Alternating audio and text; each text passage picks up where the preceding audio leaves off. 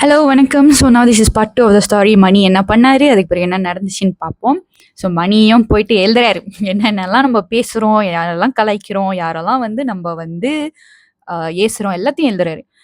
1 மாசமா எழுதுறாரு. எழுதிட்ட பிறகு 1 மாசம் கழிச்சு ஒரு நாள் எடுத்து உட்காந்து அத அனலைஸ் பண்றாரு. பார்க்குறாரு. ஏதாவது பேட்டர்ன் தெரியுதா? ஏதாவது தெரியுதா? அப்ப அவரு ஒரு பேட்டர்ன நோட்டீஸ் பண்றாரு.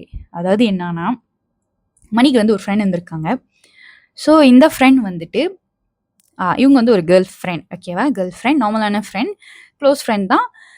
இந்த ஃப்ரெண்ட வந்து இவரு எப்பவுமே யாரோ ஒரு காயோட வச்சு வெடச்சிக்கிட்டு இருப்பாங்க. ஓகே. அதுவும் எப்படிப்பட்ட காய்னா, ஒரு கொலைகாரன். அந்த ஊர்ல ஏதாவது கொலை இருந்துச்சுன்னா, அந்த கொலைகாரனோட, இல்ல சைக்கோவான பெர்சன், இல்ல வெளியூர்க்காரனோட வச்சு வெடைக்கிறது, இல்ல வயசுக்கு ரொம்ப குறைவா ஒரு மாரி சேட்டையா, இம்மெச்சூர்டான காயோட வச்சு வெடைக்கிறது. இந்த மாரி யாரையாவது ஒரு காயோட வச்சு இந்த கேர்ள் வந்து வெடச்சுக்கிட்டே இருப்பாரு. ஸோ இந்த கேர்ளுமே வந்து அத வந்து வாய்ஸ் அவுட் பண்ணியிருக்காங்க. "நீ ஏன் வந்து என்ன இந்த மாரி இன்ஸ்டேபிள்" இந்த வார்த்தைய கேட்டுக்கோங்க. "ஸ்டேபிள் இல்லாத பெர்சனோடலாம் வச்சு என்ன வந்து வெடைக்காத" அப்படின்னு சொல்லிட்டு, "நீ எல்லாம் ஒரு ஃப்ரெண்டா?" இவங்களும் வெளாட்டா பேசுறாங்க. அவருமே அத வெளாட்டா எடுத்துட்டு போயிருக்காரு. பட் வந்து அவங்க அத வாய்ஸ் அவுட் தான் பண்ணிக்கிட்டு இருந்திருக்காங்க. ஸோ மணி வந்து இவங்கள ரொம்ப ஃப்ரெண்டா பார்த்தனால, அது வெளாட்டாவே அவருமே எடுத்துட்டு போயிருந்திருக்காரு. ஓகேவா? ஸோ அதுக்கு பிறகு மணி வந்து, "இதுதான் போல இருக்கு" அப்படின்னு சொல்லிட்டு அவங்கள கூப்பிட்டு மன்னிப்பு கேட்கிறாரு. மன்னிப்பு கேட்டப்ப that girl said, "thank you so much for your sorry. It means a lot. எனக்கு வந்து எப்பலாம் நீ வந்து இந்த மாரி பெர்சனோட என்னைய வெடைக்கிறப்ப, எனக்கு வந்து ரொம்ப டிஸ்ரெஸ்பெக்டடா ஃபீல் ஆவுது.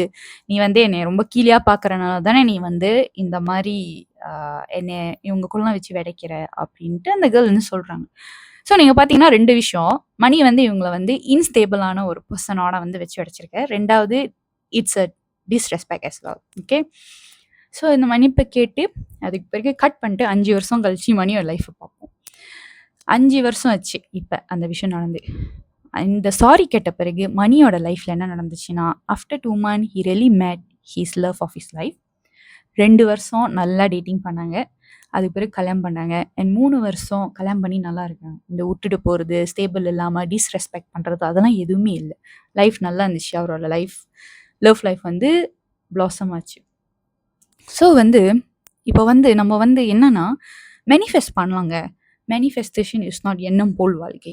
எண்ணம் போல் வாழ்க்கைன்றது மத்தவங்களுக்கு நீங்க என்ன நெனைக்கிறீங்க? மத்தவங்கள நீங்க என்ன வாழ்த்துறீங்க? இவரு வெளாட்டாவே பேசியிருந்தாலும் அது வந்து ஒரு எனர்ஜி.